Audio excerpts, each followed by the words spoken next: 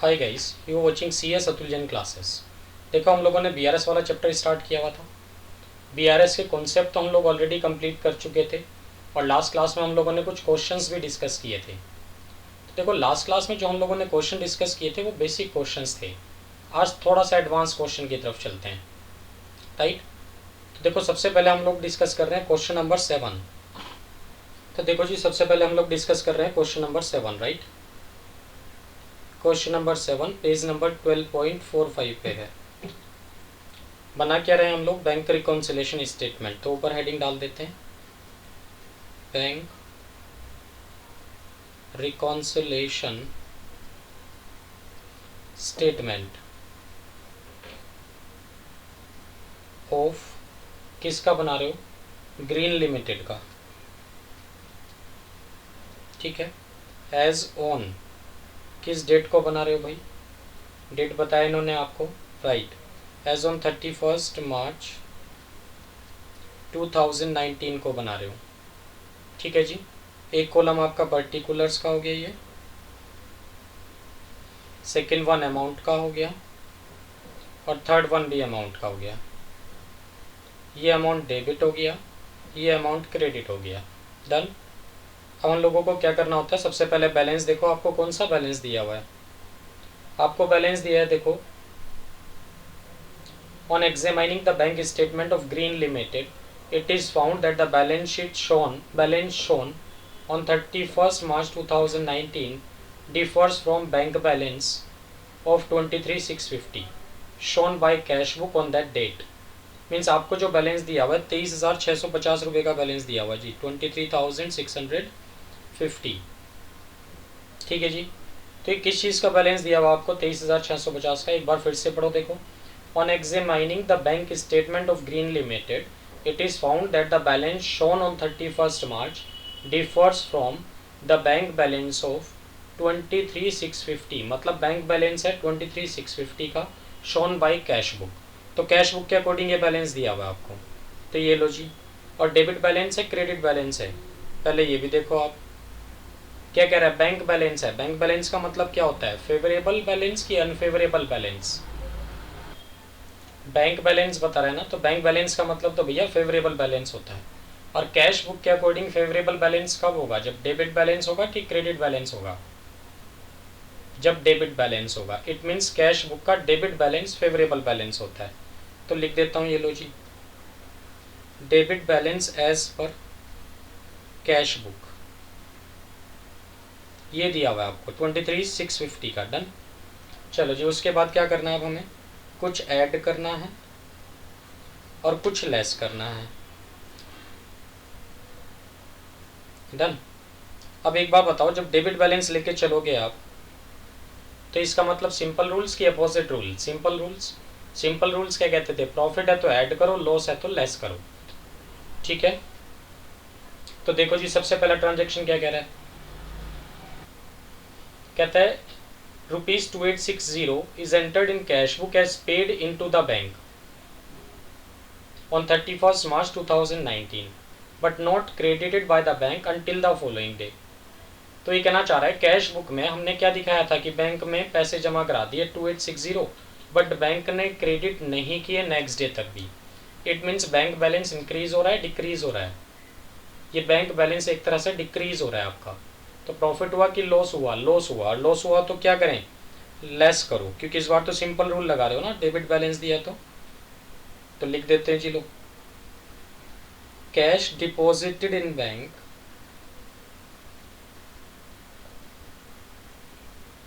but not credited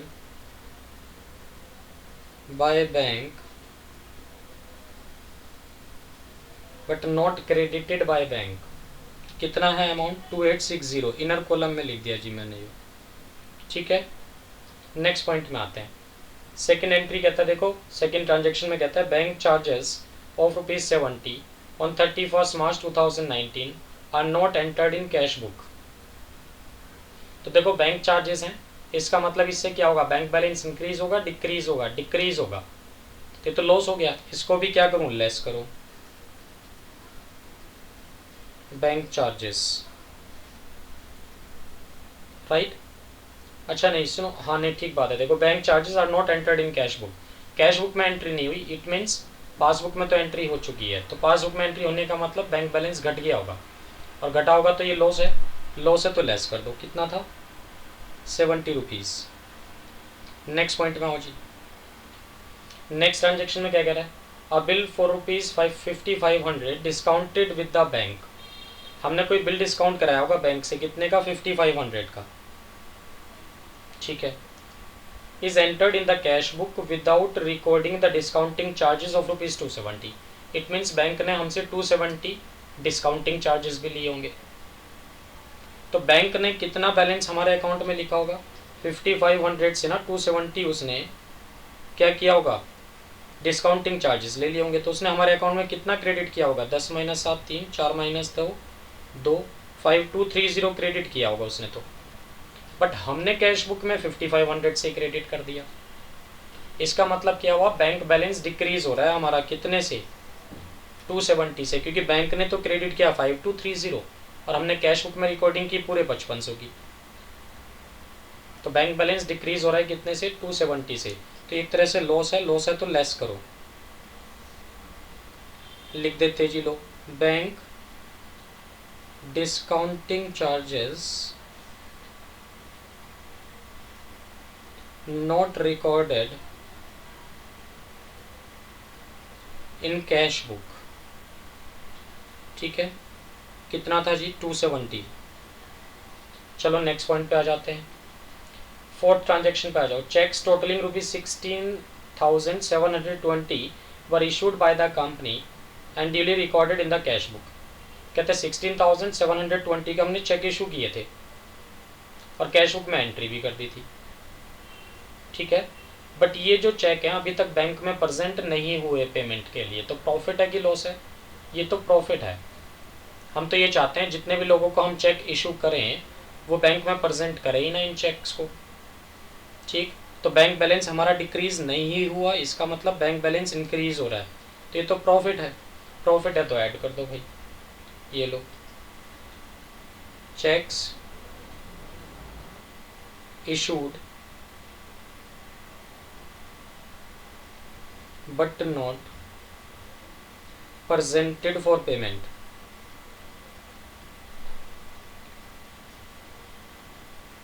कितने के थे जी चेक? 16,720 के। नेक्स्ट में आ जाओ। कहते हैं on 24 March 2019 our debtor paid 1000 into company's bank in settlement of his account but no entry was made in cash book। तो किसी डेटर ने हमारे अकाउंट में 1000 रुपये डायरेक्टली जमा करा दिए, डन, और हमने कैश बुक में एंट्री की नहीं। तो बैंक बैलेंस इंक्रीज हो रहा है डिक्रीज हो रहा है? इंक्रीज हो रहा है। तो क्या करो? प्लस कर दो, प्रॉफिट है ये तो। क्या लिखूं? देखो, direct deposit by a customer into bank account. कितने पैसे जमा कराए जी डायरेक्टली उसने? 1000, डन। लास्ट ट्रांजेक्शन पे आते हैं। देखो, no entry has been made in the cash book to record the dishonour on 15 March of a cheque of ₹550 receive from Ram Babu. It means हमने चेक रिसीव किया होगा राम बाबू से, वो हमने बैंक में जमा कराया होगा, वो चेक डिशनर हो गया, ठीक है। तो डिशनर हो गया तो बैंक ने क्या किया होगा? हमारे अकाउंट से डेबिट कर दिया होगा। कितना? 550, जिसकी रिकॉर्डिंग हमने कैश बुक में नहीं की। तो बैंक ने डेबिट कर दिया होगा, इट मीन्स प्रॉफिट है कि लॉस है? हमारे लिए लॉस है, बैंक बैलेंस डिक्रीज हो जाएगा, तो लेस कर दो जी। Cheque dishonoured by bank,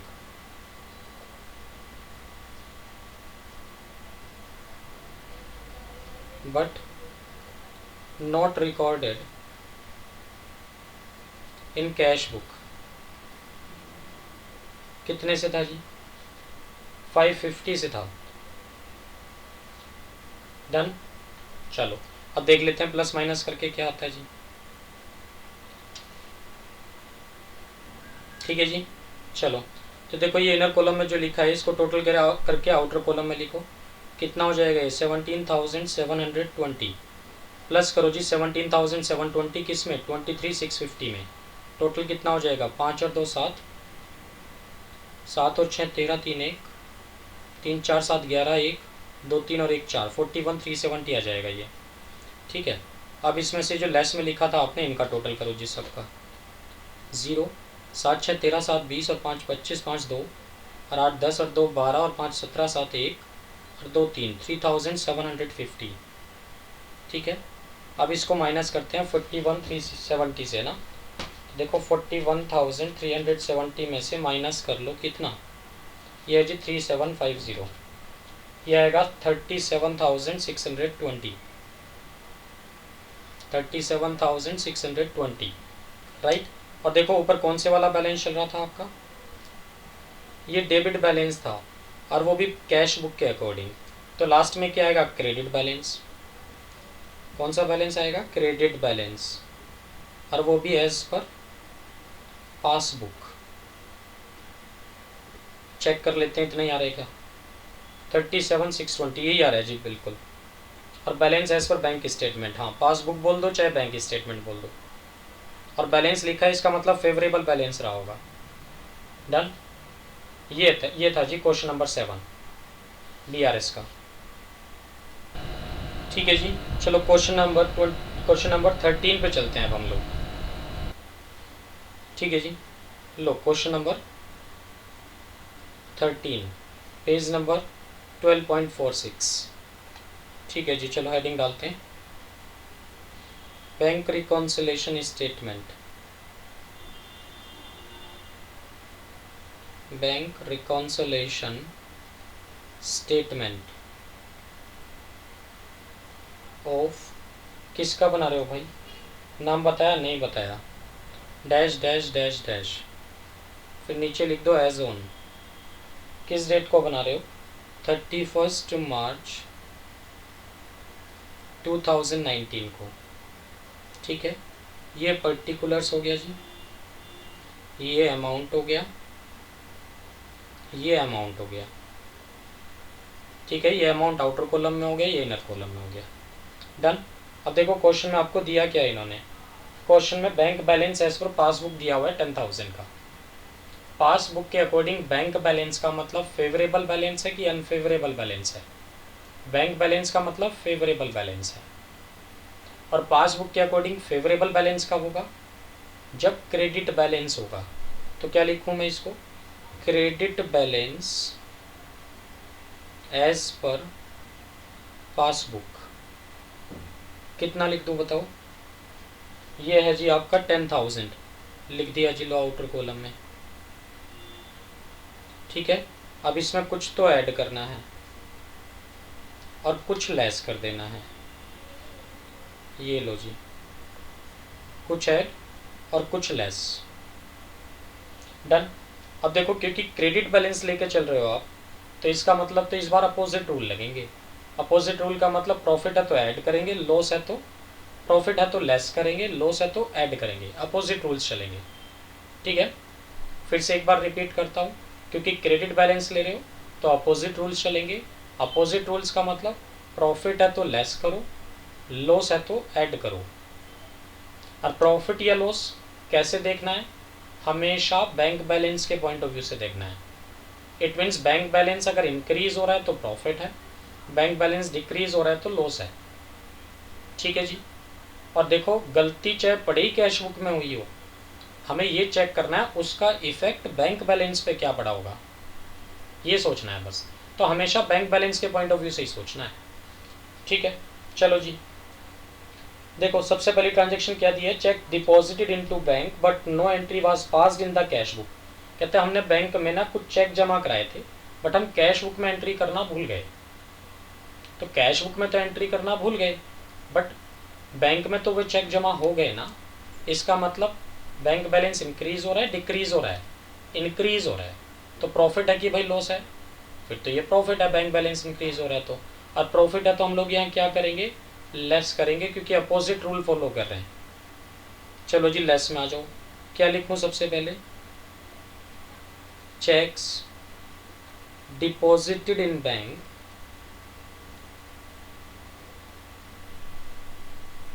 but not recorded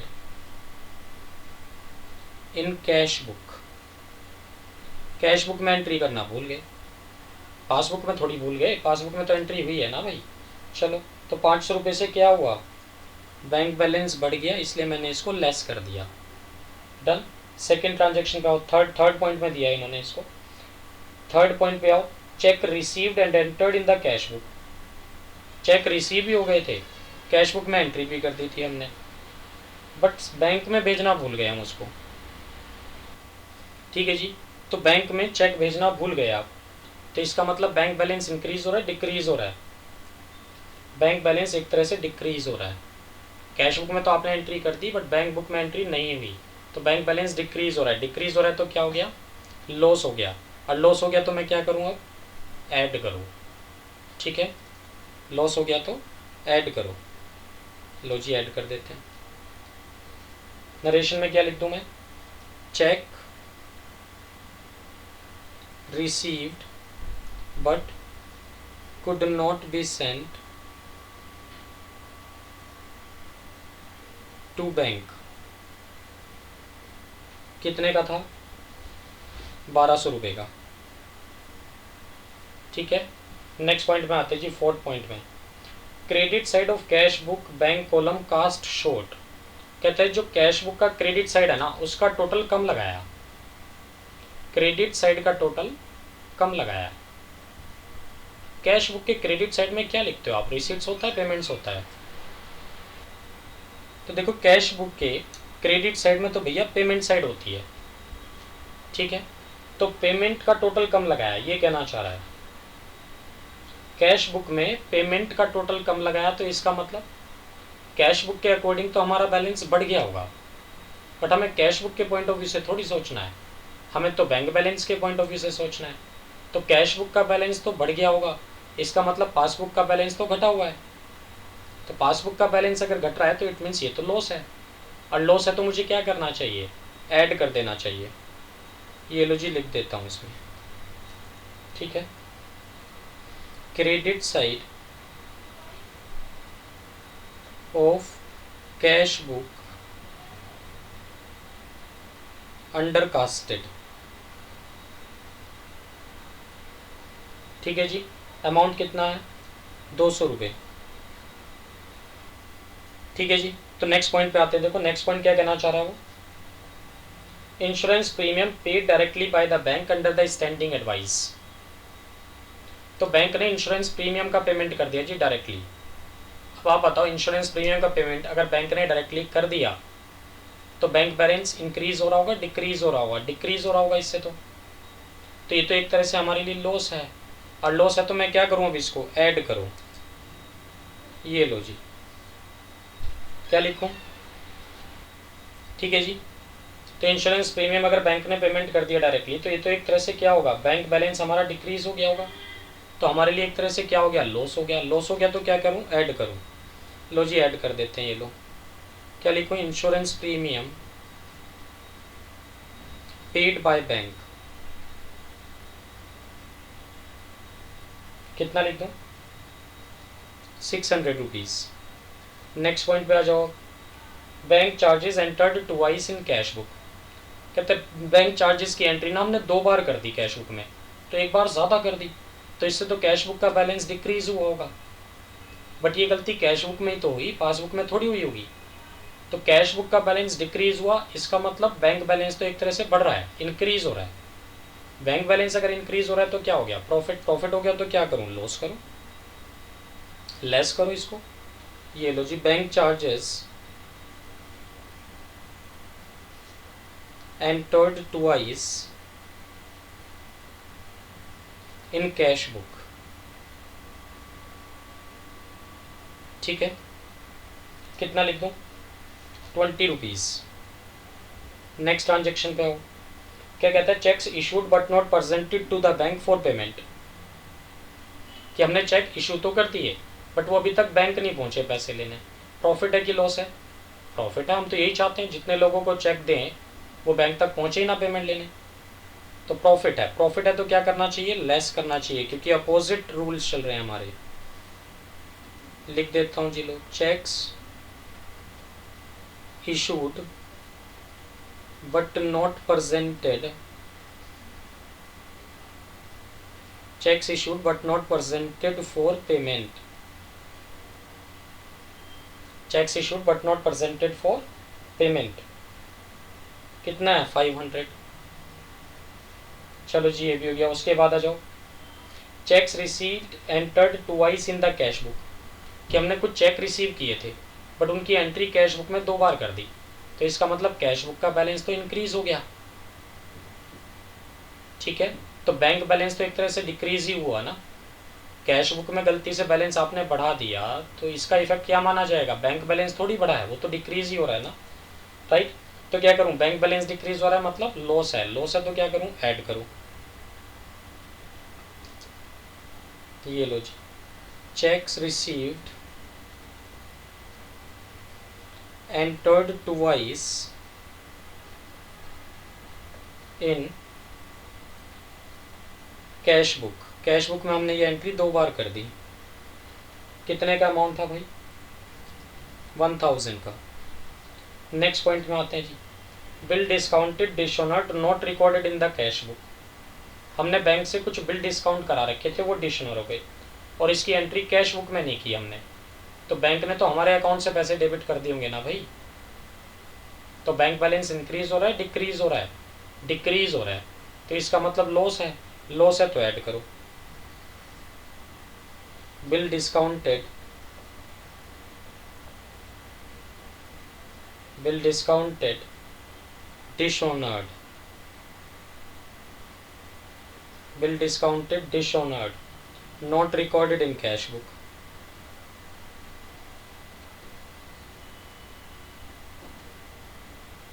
ठीक है जी, कितना है 5000 से। नेक्स्ट पॉइंट में आते हैं, लास्ट ट्रांजेक्शन क्या कह रहा है, bank had wrongly allowed interest of 5000 which was reversed by on 5 April, bank ने हमें गलती से इंटरेस्ट दे दिया भाई 5000 रुपये का, उसने ये रिवर्स भी कर दिया बट रिवर्स तो कब करा, वो तो नेक्स्ट मंथ किया ना, इसका मतलब 31 मार्च 2019 तक तो उसने रिवर्सल एंट्री नहीं की ना, तो इसका मतलब गलती से उसने हमें इंटरेस्ट दे दिया, ये मान के चलो, क्योंकि अभी तो रिवर्स हुआ नहीं इस मंथ, तो वो नेक्स्ट मंथ रिवर्स हो रहा है। अब नेक्स्ट मंथ क्या होगा मुझे एडवांस में थोड़ी पता है, यहाँ मैं तो BRS कब बना रहा हूँ, 31 मार्च को बना रहा हूँ, तो 31 मार्च तक तो रिवर्स नहीं हुआ, इसका मतलब बैंक ने मुझे इंटरेस्ट दिया हुआ है अभी भी, कितना 5000 रुपये का, तो बैंक बैलेंस इंक्रीज हो रहा है डिक्रीज हो रहा है, इंक्रीज हो रहा है, तो प्रॉफिट है, प्रॉफिट है तो लेस करो, क्योंकि अपोजिट रूल चल रहे हैं। ये लो जी, बैंक अलाउड इंटरेस्ट रोंगली, कितना दिया 5000 का, ठीक है, और कोई ट्रांजैक्शन नहीं है जी, ठीक है जी, तो कोई और ट्रांजैक्शन तो है नहीं, ठीक है, टोटलिंग कर देते हैं जी। देखो जो ऐड वाली आइटम्स हैं उनको सबको टोटल करके आउटर कॉलम में लिखो पहले, कितना था ये गलती से आ गया जी, ठीक है, ये लो,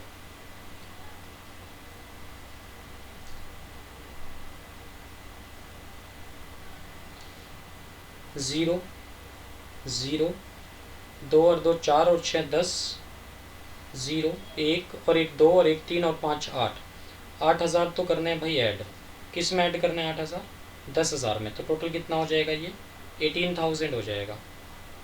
अब 18000 में से ये सब लेस करना है जो नीचे लिखा है मैंने, पहले तो इनका भी टोटल कर लो कितना आता है भाई, ये हो जाता है जी 0 2 5 और 5 10 1 6020 है ना, 18000 से अगर 6020 माइनस करूँ तो कितना आता है भाई 0, 10 माइनस 2 8, ये 9 आ जाएगा, 7 17 7 7 माइनस 6 1, ठीक है, और ये 1, तो बैलेंस कितना बचा 11980 रुपये का बैलेंस बचा।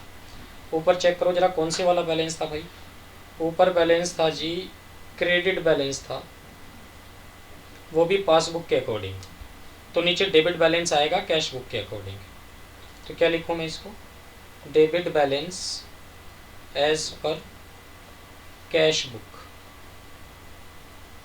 ठीक है, debit balance as per cash book, तो आंसर चेक करो ये आ रहा है क्या, बिल्कुल जी debit balance as per cash book 11980 आ रहा है, बिल्कुल एक्यूरेट है जी, डन। तो ये था क्वेश्चन नंबर 13, थोड़ा सा एडवांस था। ठीक है, आज के लिए हम लोग इतना ही रखते हैं। ये वीडियो आपको पसंद आया हो तो लाइक करें और हमारे channel CS Atul Jain classes को सब्सक्राइब करें। Thanks for watching CS Atul Jain classes.